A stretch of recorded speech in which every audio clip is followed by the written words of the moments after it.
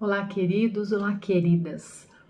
No último Minutos Terapêuticos eu estive aqui conversando rapidamente com vocês sobre a nossa intenção do bem, como realmente a maior parte das pessoas fazem as coisas no mundo tendo uma boa intenção. E quando nós levamos isso em conta, né, a boa intenção do outro, nós minimizamos impactos, julgamentos agressivos, comportamentos que são disfuncionais, né? Nós evocamos o nosso eu mais maduro, o nosso eu adulto, isso é muito bom.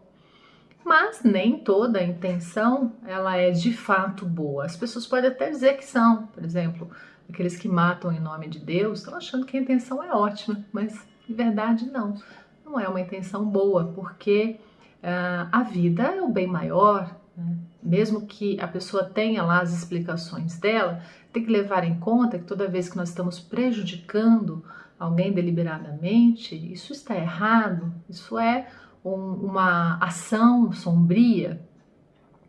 Então, o pronome correto, o melhor pronome, quando nós pensamos em eu, tu, ele, nós, vós, eles, o melhor pronome sempre é o nós. Quando eu faço algo só pensando em mim ou nos meus, nos mais próximos, e eu prejudico outras pessoas, é preciso parar e refletir muito, porque nem sempre essa intenção ela é de fato boa. Vejamos na questão das massas, das grandes populações, por exemplo. No início do século XX, alguns pensadores progressistas, depois foram chamados os pensadores da escola de Frankfurt, entre eles Theodor Adorno, Erich Fromm, Marcuse, Wilhelm Reich, são todos pensadores que colocaram para nós algumas explicações bem interessantes sobre esses períodos mais sombrios que nós vemos que acontecem na humanidade. Então dizem que num contexto de crise, no contexto de autoritarismo, por exemplo, né, o pior do ser humano emerge, como se fosse um gatilho. Né? Por quê? Porque as pessoas estão tendo seus medos, o medo de perder aquilo que já conquistaram, ou de fato já estão atravessando uma pobreza, estão enfrentando desemprego.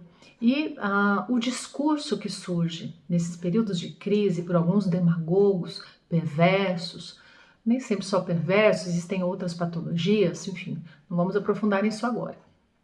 Mas o discurso desses demagogos, nós temos uma solução, eu tenho uma solução que é muito rápida, que é muito fácil, basta que para isso, e aí começam os discursos de ódio, de exclusão, preconceito.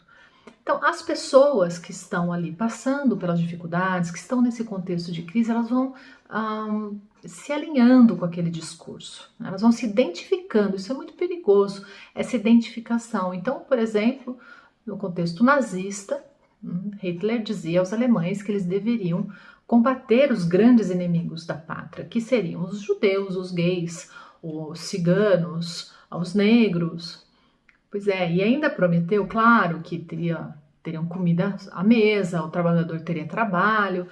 Então, digamos que um indivíduo já tivesse algum preconceito com relação ao negro, ou até que se dava bem com judeus, mas um preconceito com o negro, um preconceito com o gay, e aí já havia uma identificação e acabava abraçando todo o discurso, todo o combo daquela causa.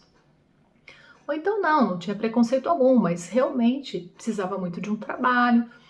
E o que é curioso, né, nos escritos de um desses pensadores que eu citei, do Reich, ele vai dizer, olha, o trabalhador alemão, ele tinha uma identificação, né, uma empatia com o trabalhador alemão e com o governante, com aquele que estava ali no lugar meio que de pai, de salvador, porque era isso que o alemão naquele momento, naquele contexto, e que os humanos, num contexto de crise, buscam.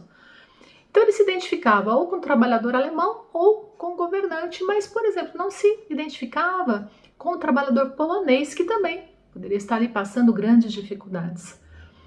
Então vejamos, as pessoas que aderiram ao nazismo, nós podemos dizer que são todos maus, né?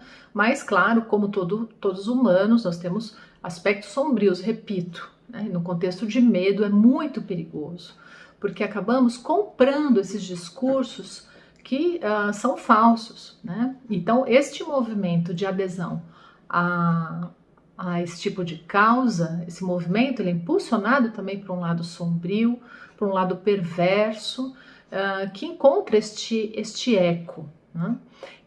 Então, encontrar um bode expiatório, encontrar alguém que estaria ali no lugar do grande culpado dessa crise, é uma saída, parece que é uma saída rápida, mas é claro, é infantil, é raso, né? Então, é isso. Claro que nem toda a intenção ela é boa o tempo todo. Existem as intenções que não são tão boas e as intenções que realmente são más. É muito importante nós refletirmos sobre isso. Naquilo que eu estou escolhendo, principalmente agora estou falando, né, sobre o aspecto do coletivo. Aquilo que eu estou escolhendo, aquele discurso ao qual eu estou aderindo, né? Será que realmente ele é bom? Será que o meu voto realmente é consciente nesse sentido? Será que as outras pessoas, repito, o pronome nós está aqui à frente dessa decisão, está me impulsionando para esse fazer no mundo? Porque se não contempla todos os necessitados, inclusive, claro, as minorias, os marginalizados, se este discurso exclui, ele já não é bom. E nós não podemos aceitar toda uma história contada se um dos elementos aí é tão mal como esse que eu tenho citado.